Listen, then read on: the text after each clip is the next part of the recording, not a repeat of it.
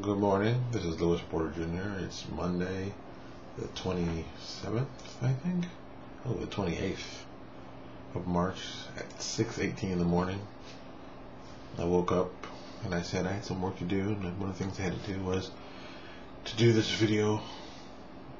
So I said, let me get to it. I got an email on Facebook from someone who wants to actually become another PDF mogul like myself, because I'm rocking the lifestyle. So he had some questions, and I thought instead of me just telling him, I'll tell everybody, give everybody a fair chance, and get a little bit more so they can find out about. Here's a question he gives me. I'd like to know what Paizo and other drive-through charge to host and sell your product for electronic products. Would you ever consider your product selling another third party's website? Well, Paizo, I still believe takes 25% of the sale, while drive-through you have a choice of 30 and 35. I get 35 taken because I'm not exclusive, meaning I can sell on their sites. And the 30% I believe is for exclusive only. Some of the advantages that I feel selling to drive-through, I've been selling there for 10 years, so I have access to a mailing list that's nearly 20,000 people that have bought my product. My alarm clock. So I've got that list of people that I can email every week about something new, so I'm guaranteed some automatic sales just because of that, and that's the big reason. I like Paizo's cut, of course, better. 10% is 10%, but like I said, I think I haven't really pushed my sales on Paizo strong enough. For me, I know the difference ratio. For every one product I sell on Paizo, I sell 5 on RPG Now. And it's not because I don't think Paizo has the same strength as RPG Now. I just think I've been on RPG Now so long, it's just kind of accepted. That's where people go to buy my product. I'm also very curious what the market looks for in a good versus an average PDF product. How many units are sold for a low versus selling high product? What about pricing? What are your thoughts about that? I've seen your posts and I've had to laugh. Well, they're kind of crazy. Good, average. Yeah, I think you gotta make products that you want to make and that you can find useful. I go back to my favorite adage of this. I have a product called Modern Day Maps, and that sucker sells. I mean, that sucker has no good reviews. People abuse it constantly. They say it's the worst piece of thing they've ever bought. But I'm guaranteed to sell about 10 to 20 of those a month. Now, what sounds really funny is that product came out back in 2001. So I've been selling that much for that product for the last 10 years. Now think about that for a second. Is it a great product? I thought it was an okay product, but people can't get enough of it. The flip side is you get a product like, the Race Creation Cookbook. I think is a really well done product, but there's some people who are like, oh, I don't want to get it. Oh, it still moves okay, but not the numbers that the Modern Day Maps does. I mean, it just amazes me. Sometimes certain things just catch on and sell, and some things don't. Pricing, I think nowadays it used to be one page 10 cents, but now I've noticed with more and more people getting involved, and the pricing, it's more like one page equals 18 cents. So I think you shouldn't underprice your product, but at the same time, I think you should make it easy that people can buy it and they don't have to even think about it saying, oh no. I have a product available now that's basically a $10 price point, but because it's a very unique type of product, there's a high value to it. People are going to buy it. My Undefeatables is selling for $9.99, but you've got, I think, nearly 600 feet in it. And when you have that many feet, people are going to check it out. I mean, we're going to be $10, 600 feet. That's a good feet per cost ratio. Boom, done. Same thing with Wright Publishing. They're going to be coming out with their 101 spell book, I'm assuming. They got 1,000 spells in that. They did 101 spells for each level. They got a lot of spells. That's a lot of spells. So that book's going to be a big seller. That's not even a surprise. That's going to be a huge, huge seller for them. And I'm glad I know them. So I'm just that's just going to be a good product. Pricing is kind of like gambling. You start high, see what happens, go low, see what happens, and then find that way in the middle. I think you've got to just work on it yourself and figure out.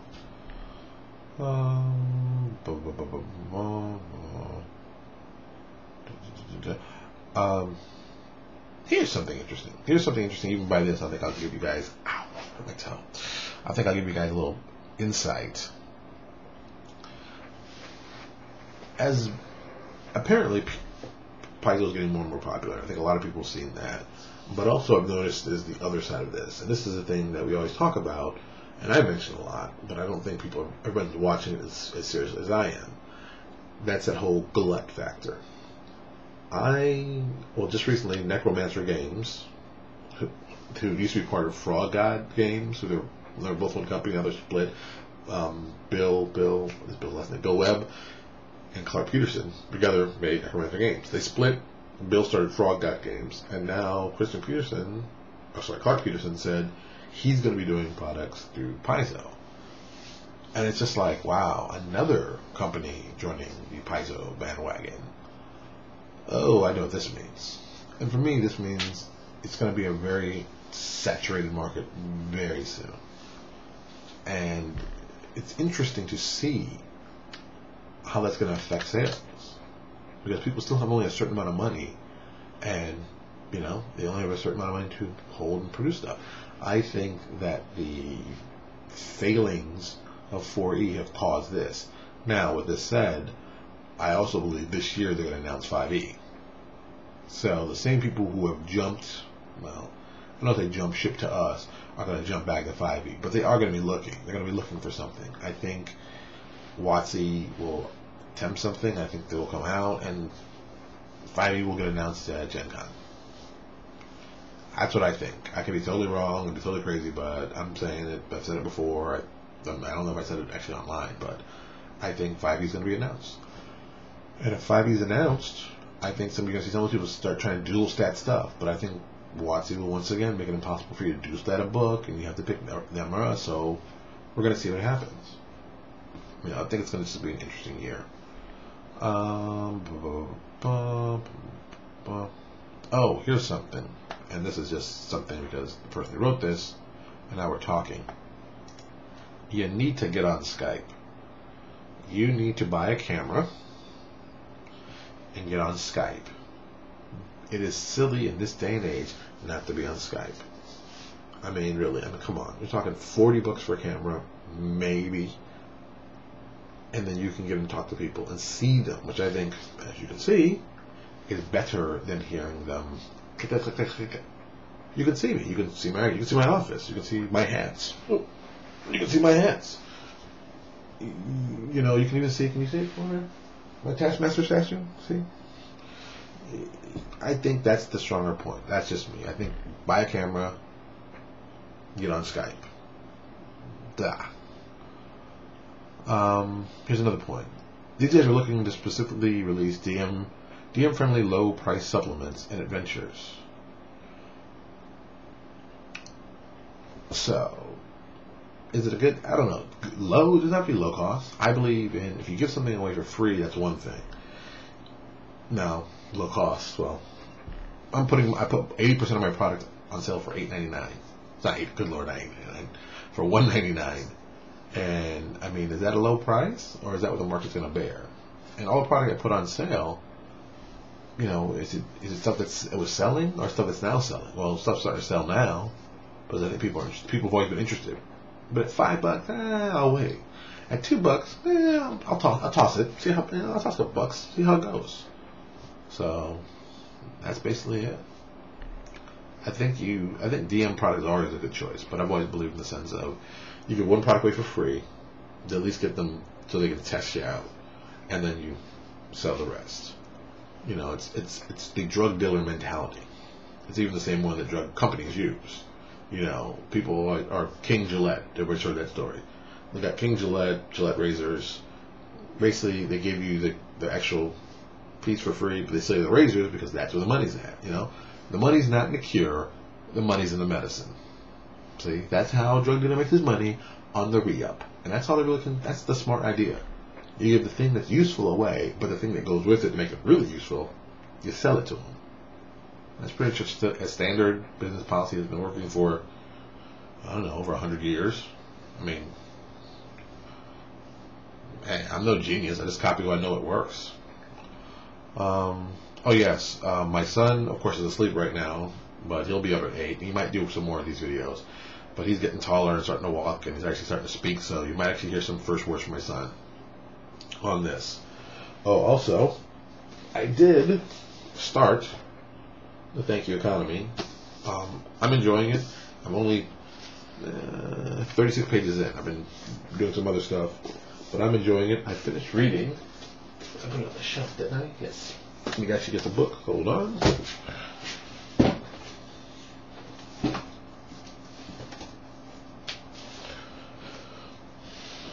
I finished reading Poke the Box by Seth Godin. I enjoyed it. I thought it was interesting. It's not a long read. It's interesting. If you've never ever started a business or started something when you've always wanted to, you might want to check this out. I found it to be really informative. It was, I mean, I knew a lot of stuff in there, but I also found some new stuff like, oh, that's something new. I always do with Seth books. That's just the way he is. So, Poke the Box. Thank You Economy. Oh, and if you're wondering, this came in the mail because I've heard that I have to read this. Why We Buy, The Science of Shopping.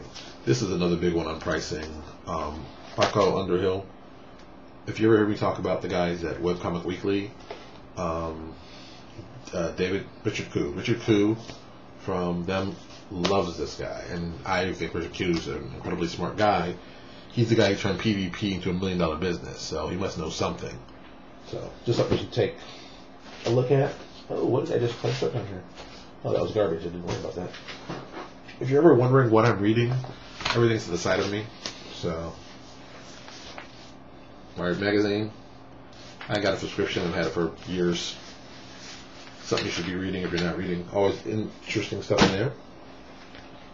Inc. Magazine. Notice the title of this one. How to Get Good at Making Money. Good article. They talk about one of my favorite companies, 37 Signals.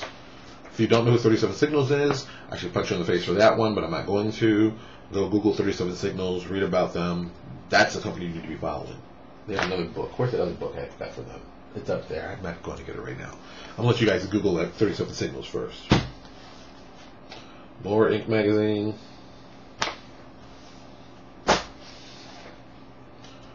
Money. How to Reach $1 Million. I like how that sounds, so let's check that out. And of course, Black Enterprise. Now, if you're going to say something stupid like, why do you read Black Enterprise? Hey, don't ask a silly question. But second of all, I dig Black Enterprise. Once in a while, there's some pretty interesting stuff. I'm African American. I've got to support my people about business. There's nothing wrong with that. I think you should read it because it gives you a different perspective on different cultures. Meaning, if you're probably anyone watching this, which is, I mean, I'm not kidding anybody. We all know that the RPG industry is maybe 5%, maybe 10% black. So check it out. It's got some interesting reads. If you want to start a business thing, it's nice to read. It's a little light. It's not as thick and as intense as Money is. Because good Lord, Money magazine can become like dry toast. But whatever. Oh crap! I gotta get up and go. I gotta shave. As you can see, I'm fucked up. Gotta take my hat off and maybe cut my hair, but I don't think I'm gonna do that. So this is Louis Porter Jr. It was good talking to you all, and I'll talk to you later. Bye.